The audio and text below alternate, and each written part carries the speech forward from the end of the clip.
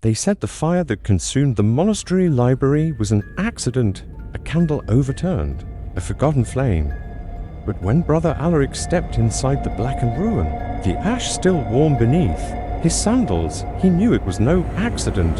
The books weren't destroyed, they were silenced. And someone or something had tried to make sure they never screamed again. The year was 1786. The Abbey of St. Caro, perched on a windswept cliff above the sea, had always been known for its vast library. Some said it housed not just scripture and histories, but works too dangerous for the outside world, texts banned by kings, condemned by bishops, whispered of in fearful tones. When fire ripped through the east wing, it was Brother Alaric who was chosen to restore order. A quiet, dutiful monk, he was tasked with cataloguing what remained. The stone corridors were lined with shelves reduced to blackened husks.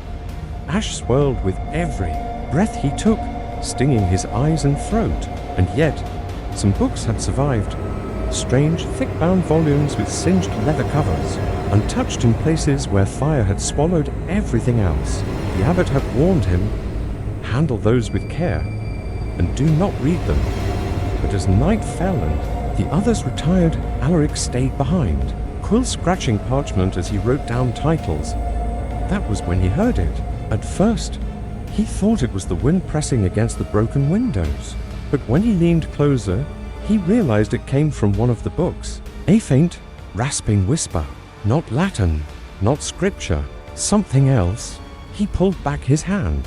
The book trembled on the shelf as if breathing. By candlelight, his curiosity overtook him. He opened the cover, and then his blood ran cold. The pages were not written in ink. They were written in red, dried, flaked, soaked into the parchment itself. He touched it, and the page seemed warm as if still alive. Then came the scream. It erupted not into the air, but into his skull. A voice crying in anguish, echoing through his bones. He dropped the book, but it fell open, pages fluttering like wings. The scream shifted into pleading words, begging, sobbing, naming things Alaric could not understand. He fled from the library, slamming the heavy oak doors, but the voice did not stop.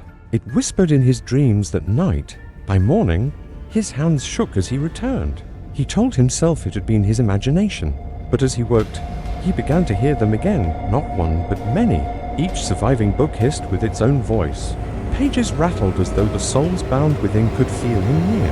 Alaric decided to test it. He opened another. This one screamed too, but softer, weaker, like a dying man's last breath. Panic clawed at him. Who had written these?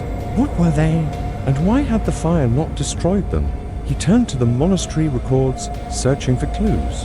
In the margins of an old ledger, he found a note. The blood codices must never be burned. Their ink lives. It feeds. The words chilled him. He thought of the fire.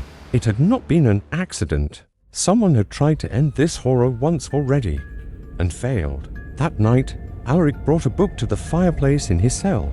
His hands trembled as he threw it into the flames. At first, it curled and blackened like any parchment. Then the screaming began. Not in his head this time, in the room. The voice burst from the fire itself, shrieking in pain, rattling the iron grate. The flames flared bright white, and the scream grew into a chorus, dozens of voices, all shrieking at once as though the burning had freed them. Alaric fell to his knees, clutching his ears. He could feel them swarming around him, rushing out of the fire like smoke. They weren't fading. They weren't dying. They were loose. When the last flame sputtered out, silence fell.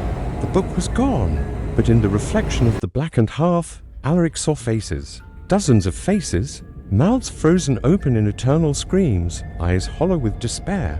And they were staring at him. The next day, he tried to confess to the abbot, but the abbot's face blanched and he shook his head. "It is too late," he whispered. "Once you hear them, they mark you. That is why the fire was set. Not to destroy them, but to keep them contained." That night, the whispering returned louder than before. The books were calling him. He could hear his name in their cries. Alaric staggered to the library. Every surviving codex rattled on the shelves, pages fluttering though no wind stirred. The air stank of blood and ash. One book leapt open on its own. Alaric froze. Written across the page was not scripture, not history, but his own name, and beneath it an empty space waiting. The whispering turned to laughter, and then the candles blew out,